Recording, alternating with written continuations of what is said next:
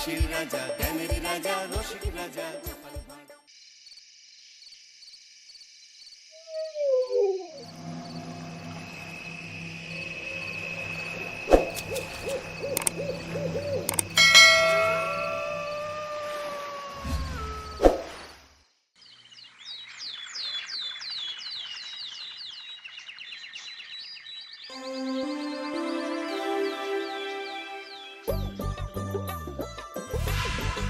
দূর দূর, হঠাৎ করে কেন যে এত চুল ঝরছে বুঝতেই পারছি না।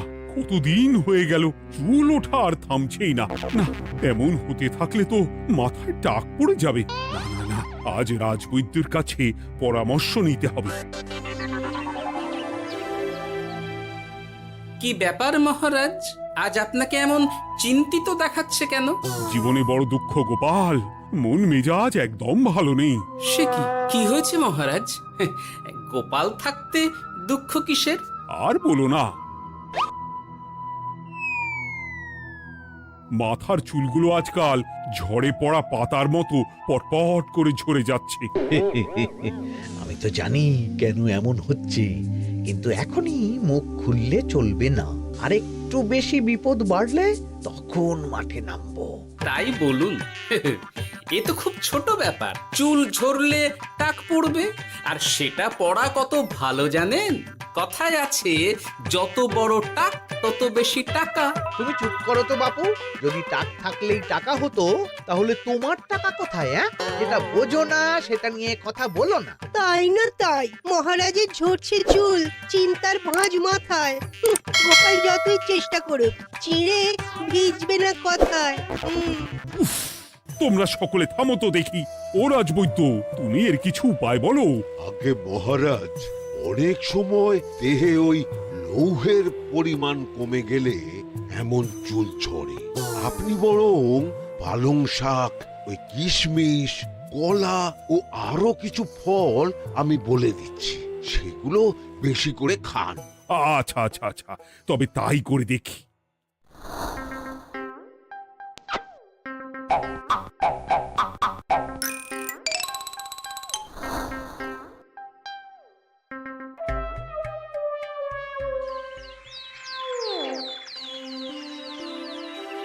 ও রাজবৈদ্য, তোমার কথা মতো শাক পাতা ফলমূল সবই তো খেলাম, চুল ঝরা বন্ধ তো হলোই না। তো জানতামই এমন হবে। কিন্তু মহারাজ, এমনটা তো হওয়ার কথা নয়। কিন্তু হচ্ছে তো। আরে আমার সাধের চুল, কোথায় চলে গেলি সব? এর জন্য তুমি দায়ী, তুমি এর জন্য শাস্তি পাবে বৈদ্য। আমাকে আমাকে ক্ষমা করে দিন মহারাজ, এমনটা হবে এ তো আমি ভাবতেই পারিনি। কিছু মনে করবেন না মহারাজ, ছোট মুখে বড় কথা বলছি, কিন্তু সত্যি এখানে রাজবৈদ্যর কোনো দোষ নেই। ওকে শাস্তি দেওয়াটা ঠিক হবে না মহারাজ। দেখেছেন মহারাজ, গোপালের সাহসটা দেখেছেন? আপনার মুখের উপর কথা বলছে। তা বলি, তুমি যখন এতই বোঝো, তাহলে নিজেই একটা আস্ত লোহা খেয়ে দেখো না, তোমার মাথায় চুল গজাচ্ছে কিনা। ঠিকই আছে, এসব মূর্খের মতো কথা কেবল আপনার থেকেই আশা করা যায় মন্ত্রী মশাই। মহারাজ, আপনি বিচক্ষণ মানুষ, আমার শুধু অনুরোধ, আরেকবার ভেবে দেখবেন। ঠিক আছে, রাজবৈদ্যকে আমি শাস্তি দেব না, কিন্তু সকলের জন্য আমার একটা ঘোষণা আছে। কি ঘোষণা? আমার এই কঠিন সমস্যা যে দূর করে দিতে পারবে, তাকে আমি বিশেষ পুরস্কারে ভূষিত করব। এই তো পেয়েছি, এই সুযোগ কোনোভাবেই হাতছাড়া করা চলবে না। এবারের সমস্যাটা সত্যি বেশ কঠিন। কি করলে যে মহারাজের চুল পড়া বন্ধ হবে সেই উপায় মাথাতেই আসছে না। হঠাৎ করে কেন যে এমন হলো কে জানে।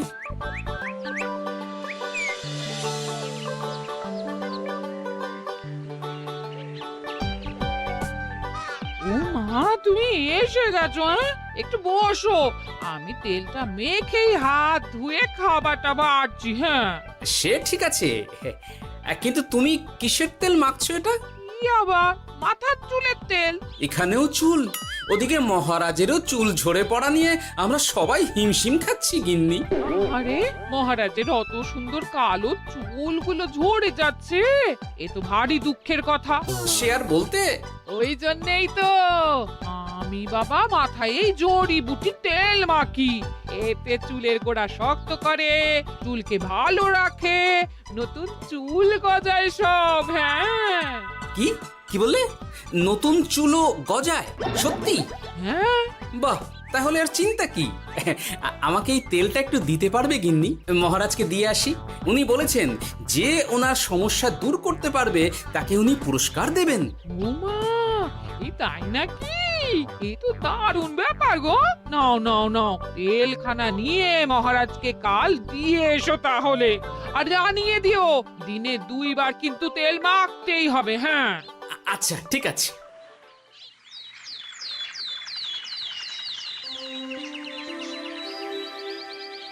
কোনো উপায় খুঁজে পেলে তোমরা? আগে মহারাজ, আমি আপনার জন্য নকল চুল বানিয়ে এনেছি। যতদিন আপনার চুল পড়া বন্ধ না হচ্ছে ততদিন আপনি এটা পরে ব্যবহার করতে পারেন। সে তো বুঝলাম, কিন্তু নকল চুল তো আর আসল চুলে জায়গা নিতে পারবে না বিজ্ঞানী। আসল চুলের কথা ভেবে আমি আপনার জন্য কেশুত্তে পাতা এনেছি মহারাজ। আচ্ছা বেশ। তা গোপাল, খুব তো আগের দিন বকবক করছিলে, তুমি কি এনেছো শুনি? সেটা যথাসময়ে দেখতে পেয়ে যাবেন মন্ত্রী মশাই। এটা জড়িবুটি তেল মহারাজ, আমি এটা আপনার জন্য এনেছি। এতে নতুন চুল গজায় আর চুলের স্বাস্থ্যও ভালো হয়।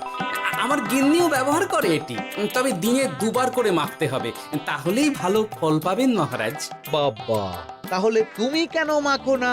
আচ্ছা, আপনার সমস্যাটা ঠিক কোথায় বলুন তো মন্ত্রী মশাই? মহারাজের জন্য কিছু আনলেও কথা শোনান, না আনলেও কথা শোনান। সত্যি তো মন্ত্রী, কেন তুমি সব সময় গোপালের পিছনে পড়ে থাকো বলো তো? এরা তো তাও সবাই কিছু না কিছু আমার কথা চিন্তা করে এনেছে, তুমি তো সেটাও করনি। না, আসলে মহারাজ, আমিও ভাবছিলাম আপনার কথা, কিন্তু থাক, বুঝেছি। আহ, দারুণ। তেলের গন্ধটাও খুব সুন্দর। গোপাল, তোমায় অনেক ধন্যবাদ।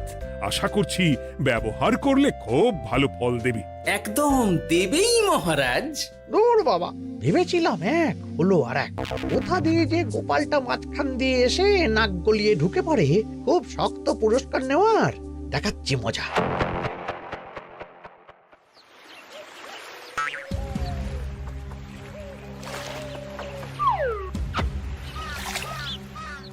এবারে গোপালের তেল দিয়েই সব কিছু তোলপাড় করব।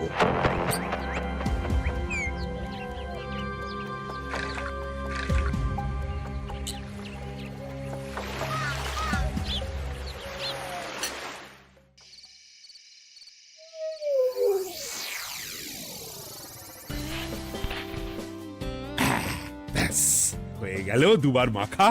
গোপাল বলেছিল এতেই ভালো ফল পাব, কিন্তু এখন মাখার পর মাথাটা কেমন জ্বালা জ্বালা করছে মনে হচ্ছে।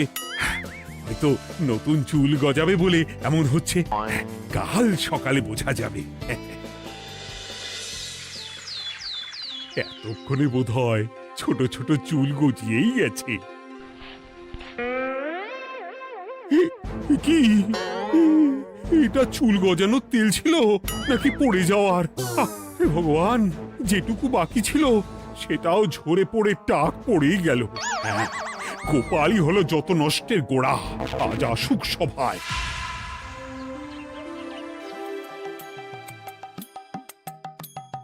এই যে এখন এলেন উনি। ও কি মহারাজ, আপনি এমন কাপড় মাথায় জড়িয়ে বসে আছেন কেন? তুমি আর এমন প্রশ্ন জিজ্ঞাসা করো না গোপাল, তোমার দয়াতেই মহারাজের এমন অবস্থা। মানেটা আমি তোমায় দেখাচ্ছি, দাঁড়াও। এই যে গোপালের দেওয়া তেল মেখেই আমার এমন হয়েছে, আর তার জন্য আমি তোমাকে কোনোদিনও ক্ষমা করব না গোপাল। বিশ্বাস করুন মহারাজ, আমার গিন্নিও মাখে এই তেল, কিন্তু এমন কিছু তো এখনো পর্যন্ত ঘটেনি। আমি আর কিচ্ছু শুনতে চাই না। আমার মাথা ভর্তি চুল আমি ফেরত চাই। যতদিন না আমার মাথার সব চুল ফিরে আসছে ততদিন আমি তোমার মুখও দেখতে চাই না। মহারাজ, আপনার কোনো চিন্তা নেই, আমি তো আছি। এবার এই সমস্যার একটা সমাধান আমি করেই ছাড়বো। কি ব্যাপার, মন্ত্রী মশাই এত লাফাচ্ছে কেন? এসবের পেছনে আবার ওনার হাত নেই তো? না, ব্যাপারটা পরে দেখতে হচ্ছে।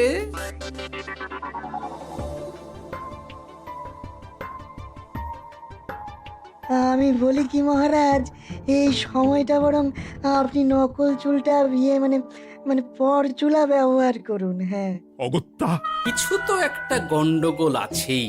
গিন্নিও তো রোজ মাথায় তেল মাখে, কই এমন তো হয় না। মন্ত্রী যদি কিছু করেও থাকে তাহলেও হাতে নাতে ধরবো কিভাবে? ও কি গো গোপাল দাদু, এখন এই সময় তুমি রাজসভা ছেড়ে এখানে? তোদের দাদু আর রাজসভায় যাবে না রে? কি বলছো গো? কেন? আর কেন, বিনা দোষে এমন শাস্তি। তোমায় শাস্তি দিয়েছে, তুমি শুধু বলো কে তোমার সাথে কি করেছে, বাকিটা আমরা বুঝে নিচ্ছি। আচ্ছা বলছি, কৃষ্ণনগরের মন্ত্রী মশাইয়ের বাড়িটা কোন দিকে একটু বলতে পারবেন? কৃষ্ণনগরে নতুন নাকি? আগে তো আপনাকে কখনো দেখেছি বলে মনে পড়ছে না। হ্যাঁ, আমি এখানে থাকি না, আমি এখানে আমার কাজে এসেছি, তাই মন্ত্রী মশাইয়ের বাড়ির ঠিকানাটা যদি একটু বলে দেন। নিশ্চয়ই, এ পথ দিয়ে সোজা চলে যান, তারপর কিছুটা ডান দিকে গেলেই পেয়ে যাবেন। আচ্ছা, অনেক ধন্যবাদ। ভিন গাঁয়ের লোক মন্ত্রী মশাইয়ের বাড়িতে? ব্যাপারটা বেশ সন্দেহজনক লাগছে। এই এই গুলটে ন্যাপলা, তোরা তোরা দুজন একটু আড়াল থেকে দেখতো লোকটা মন্ত্রী মশাইয়ের বাড়িতে ঠিক কি জন্য এসেছে, তারপর আমায় খবর দিস। ঠিক আছে গোপাল দাদু। তোমার আবার এখানে আসার কি দরকার ছিল? আমি তো বলেছি যে আমি ঠিক গিয়ে তোমার পাওনা গন্ডা মিটিয়ে দেবো। মিটিয়ে দেবে? কতদিন হয়ে গেছে জানেন? দেখো, হয় আমার কীটনাশক আর সার সব ফিরিয়ে দিন, নয়তো আমার জিনিসের দাম মিটিয়ে দিন। কীটনাশক, সার আর কি করে ফেরত দেবো বলো? ও তো সব পুকুরের জলে মিশে গেছে। ওসব আমি জানি না, আমার পাওনা গন্ডা মিটিয়ে দিন, ব্যাস। চল চল, এখনই তাহলে গোপাল দাদুকে গিয়ে সব জানাই। হ্যাঁ, চল চল। দাদু, ও গোপাল দাদু। তোরা এসে গেছিস? আয় আয় আয় আয় আয়। মন্ত্রী মশাইয়ের মুখ থেকে অনেক খবর পেলাম। তাই নাকি? কি শুনি? মন্ত্রী মশাই ওই লোকটার কাছ থেকে অনেক কীটনাশক সার নিয়েছে, কিন্তু এখনো জিনিসের দাম মেটায়নি। হ্যাঁ, ওই জন্যই তো মন্ত্রী মশাইয়ের উপর লোকটা খুব রেগেছিল, হুমকিও দিয়েছে 1 সপ্তাহের মধ্যে জিনিসের দাম সব মিটিয়ে দিতে হবে। তাই নাকি? কিন্তু কীটনাশক সার নিয়ে মন্ত্রী মশাই কি করবে? সেটা তো বলতে পারবো না দাদু। তবে হ্যাঁ, মন্ত্রী মশাই ওই লোকটাকে বলছিল যে ওই সব কীটনাশক সার পুকুরের জলে মিশে গেছে। কি বললি? পুকুরের জলে? আচ্ছা, এবার দুয়ে দুয়ে 4 করা গেল। অনেক ধন্যবাদ রে তোদের। বল বল, তোরা কি খাবি? কিচ্ছু লাগবে না গোপাল দাদু, তবে ভোলা বয় আর মিষ্টি খাওয়ালে। আচ্ছা আচ্ছা। কি করে যে মহারাজকে আসল ব্যাপারটা বোঝাই, কিছু তো একটা উপায় বের করতেই হবে। তা বলি বাবা, রাজসভায় যেতে হবে না বলে কি সারাদিন এইভাবেই শয়নে শয়নে দিন কাটাবেন বাবা? হ্যাঁ, উপায় পেয়ে গেছি। বুঝলে গিন্নি, আমাকে একটা জায়গায় যেতে হবে, বুঝলে? তারপর ওখানে যদি কাজ হয় তাহলে আগামীকাল রাজসভায় আমি যাব। কিন্তু তুমি যে বলেছিলে তোমার এখন ছুটি। হ্যাঁ, কি আর করি বলো, গুরুত্বপূর্ণ একটা কাজ, তাই যেতেই হবে। আচ্ছা যাও। ওই গো বিজ্ঞানী, আরে গোপাল যে, বলো। এই এই যে বিজ্ঞানী, একটা বিশেষ দরকারে তোমার কাছে এলাম, বুঝলে? হ্যাঁ, বলোই না। আচ্ছা, এই দূষিত জলকে কিভাবে আবার পরিশুদ্ধ করে বলতে পারবে? কেন পারবো না? জলের মধ্যে একটু চুন আর ফটকিরি দিয়ে দিলেই জল আবার দূষণমুক্ত হয়ে যাবে। তবে ওগুলো দেওয়ার পর কিছুদিন সেই জলকে ব্যবহার করা বন্ধ রাখতে হয়। হ্যাঁ। আচ্ছা আচ্ছা, অনেক ধন্যবাদ, আসি তাহলে। হ্যাঁ,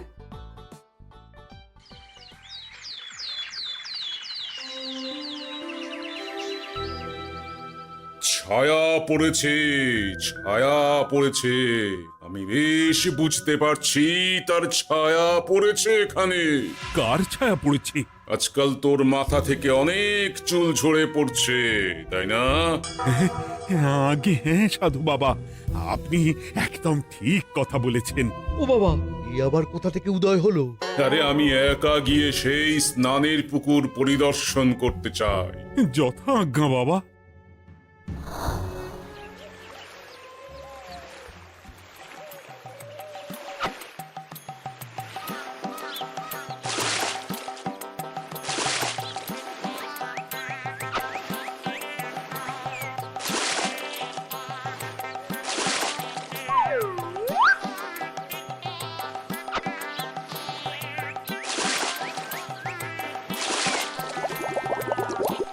যাক বাবা, মোটামুটি সপ্তাহখানেক এভাবে থাকলেই পুকুরের জল আবার আগের মতো পরিষ্কার হয়ে যাবে।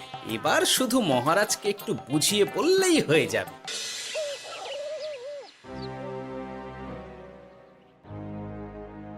কি বুঝলেন সাধু বাবা? আমার অনুমানটাই ঠিক ছিল। পুকুরের জলে কালো ছায়া পড়েছে, কুদৃষ্টি পড়েছে, তাই এমন হচ্ছে। সে কি? কি কালো ছায়া? যত সব বাজে কথা। জল দূষণ করলাম আমি, আর দোষ পড়ছে কালো ছায়ার উপর। তাহলে এখন কি হবে? চিন্তার কোনো কারণ নেই। আমি মন্ত্রপুত ভস্য ছড়িয়ে দিয়েছি। 1 সপ্তাহ ওই পুকুরের জল স্পর্শ তো দূর, পুকুরের কাছেও যাওয়া নিষেধ। তাহলে আমার মোহরের কি হবে? যথা আজ্ঞা সাধু বাবা। ও কি, তাহলে মহারাজ এতদিন স্নান করবেন কোথায়? সে কথা কাউকে চিন্তা করতে হবে না। মহারাজের ওপরে কালো ছায়া পড়া জল পড়েছে, তাই আগে সেটা শোধন করতে হবে। আমাকে তাহলে কি করতে হবে সাধু বাবা? আমার শিষ্য গোপাল আমাকে আগেই এই বিষয় জানিয়েছিল। আমি তার হাত দিয়েই তোর স্নানের জল পাঠিয়ে দেব। তাই আগামী 1 সপ্তাহ সেই জল দিয়েই তোকে স্নান করতে হবে। কি গোপাল? দেখছো তো মন্ত্রী, গোপাল আমাকে কত ভালোবাসে। আমি ওকে কত কথা শোনালাম, কিন্তু না না না না, কাল থেকেই আমি আবার গোপালকে রাজসভায় ডেকে আনবো। আমি আসছি, আমার কাজ হয়ে গেছে। আর হ্যাঁ, তোর স্নানের পুকুরের চারিদিকে প্রহরীর বন্দোবস্ত কর। কাক পক্ষীও যেন ওখানে প্রবেশ করতে না পারে। আচ্ছা বাবা, আচ্ছা।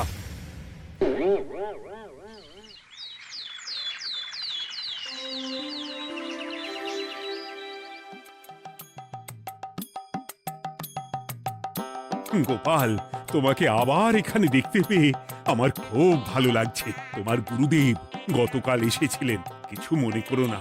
না বুঝেই তোমাকে অনেক কথা শুনিয়েছি। না মহারাজ, আমি জানি আপনি আমাকে খুব ভালোবাসেন, তাই আমি কিছু মনে করিনি মহারাজ। এই নিন, আমি আপনার স্নানের জল এনেছি। হ্যাঁ হ্যাঁ হ্যাঁ, দাও দাও দাও।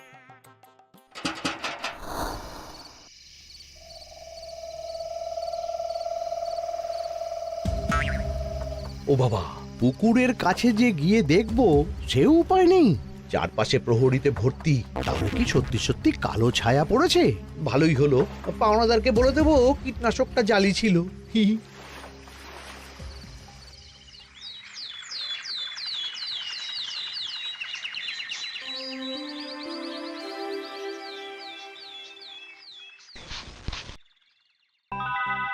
এই তো আমার সেই পুরনো কালো চুলগুলো আবার ফিরে এসেছে। আহা, কি যে আনন্দ হচ্ছে দেখে।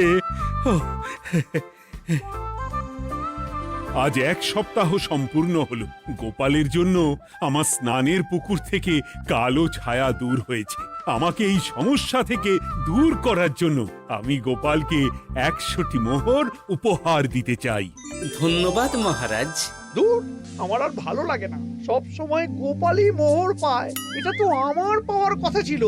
এদিকে আজকে পাওনাদারও আসবে।